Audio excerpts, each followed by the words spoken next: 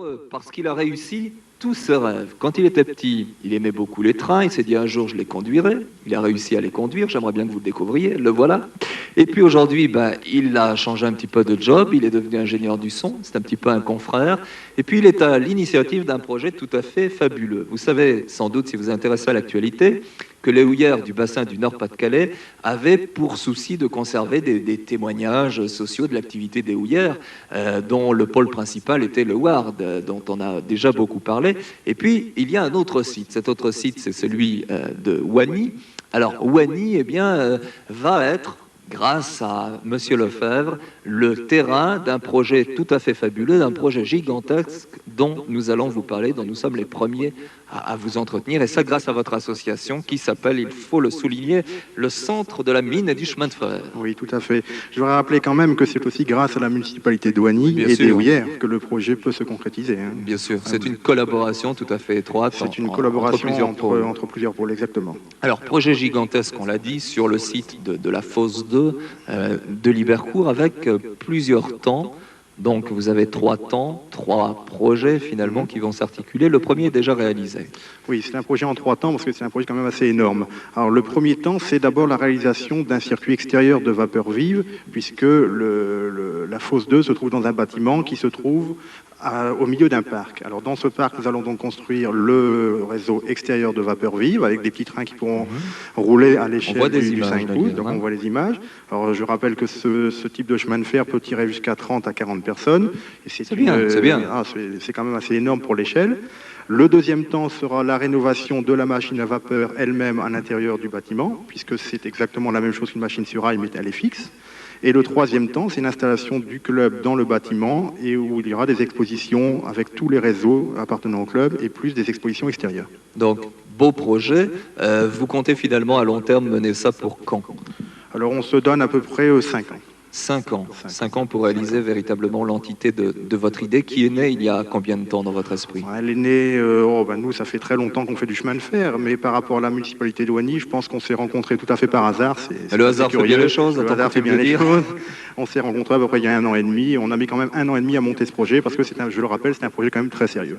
Alors je crois que l'une des difficultés que vous rencontrez finalement, c'est que ça coûte très cher pour faire venir les machines. Le transport coûte très très cher, et là encore le hasard vous a aidé. Oui, tout à fait. Le transport coûte très très cher, puisque à ce moment-là, il faut faire appel à des transports exceptionnels, à des grues, à des camions spéciaux. Et la particularité de la fosse de Wany, c'est qu'il y a encore le raccordement qui vient de la gare de Libercourt. Ce raccordement pourra être remonté dans le site lui-même, et on pourra donc amener à ce moment-là les machines qu'on compte et qu'on espère acheter dans le monde entier, ramener ça directement donc sur le site de Wany. Et pourquoi pas faire venir un TGV pour l'inauguration. Ah voilà, vous avez de l'ambition au moins. Hein. Ah, oui. Il faut avoir de grandes idées et puis se Exactement. donner les moyens de les réaliser. Alors, quelles sont les difficultés que vous rencontrez véritablement dans votre projet? Et puis, qui fait partie de votre association? Est-ce que ce sont des gens qui ont été en contact direct avec le chemin de fer, des anciens cheminots? Est-ce que ce sont des jeunes? Est-ce que c'est un petit peu un échantillonnage de tout cela? C'est un échantillonnage de tout cela. En fait, je suis le seul ancien cheminot au niveau du club. J'ai conduit les trains pendant 6 ans au dépôt de Fives. Mais je crois que c'est surtout l'amour du train électrique, enfin du train en général même, qui nous réunit là. Il y a toutes les professions sont représentées, tous les âges. Je pense qu'on peut dire que ça va de 7 à 77 ans. Alors, il y a un bel exemple sur l'écran. Voilà. Alors, sur l'écran, on peut voir le grand-père et le petit-fils qui roulent côte à côte sur leur machine. Les machines, on peut donc les faire au niveau fonctionnel, au niveau de la vapeur. On peut faire des machines électriques pour que les petits garçons puissent commencer à maîtriser l'art de la conduite de la machine. Si les papas les laissent jouer. Si les papas les laissent jouer, mais je pense qu'on les laisse quand même jouer, absolument. Et puis, je vous rappelle quand même, on voit les machines à vapeur, mais il y a aussi les circuits de train de toute échelle. Ça va du petit train Jouef, que l'on a commencé à 3 ou 4 ans à monter, jusqu'à ce type de machine et même jusqu'aux vraies machines. Mais là, il faut dire que dans le domaine de la maquette miniature de train, il y a eu des progrès considérables parce qu'on est très loin du circuit circulaire où il y avait juste une locomotive et 3 wagons qui tournaient pendant des heures. Maintenant, on fait véritablement ça sur mesure avec des paysages. Voilà, on a quitté un peu le réseau dit spaghetti pour maintenant se lancer dans la télécommande des machines. Et même, on a maintenant des réseaux assistés par ordinateur. Et c'est cette télécommande qui vous a permis véritablement de faire de gros progrès finalement pour vous les maquettistes. Ouais, exactement. Et pour revenir au sujet de tout à l'heure, on compte même installer aussi, nous, une caméra vidéo dans la locomotive. Et Ouais, pouvoir ça fait école, piloter, docteur ça Boulanger fait Vartiguet. Exactement. Et pouvoir piloter donc la machine assise sur un bureau en regardant un écran de télévision. Ah d'accord, c'est fabuleux. Alors, on peut, à partir de quand, venir vous rejoindre là-bas sur le site ? Alors sur le site, tous les volontaires sont les bienvenus, bien sûr, pour la restauration de la machine, mais l'inauguration, le réseau extérieur sera prévu à peu près pour le printemps prochain. Le printemps prochain, il y aura matière à faire une belle émission là-bas. Exactement, on serait les bienvenus.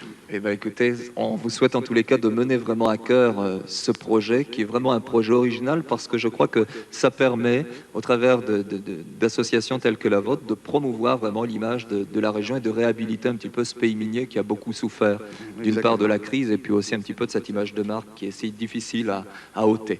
Merci en tous les cas Philippe Lefebvre d'être venu nous en parler. Maintenant, eh bien, on va passer à un tout autre sujet. Après... Ils ont parlé d'une petite machine à vapeur. Ils ont fait un article dans je l'ai là. Ils ont fait l'impression d'une petite machine à vapeur qui est de la taille du cylindre. Ah là, il y a un indicateur. Mais t'as vu Siegfried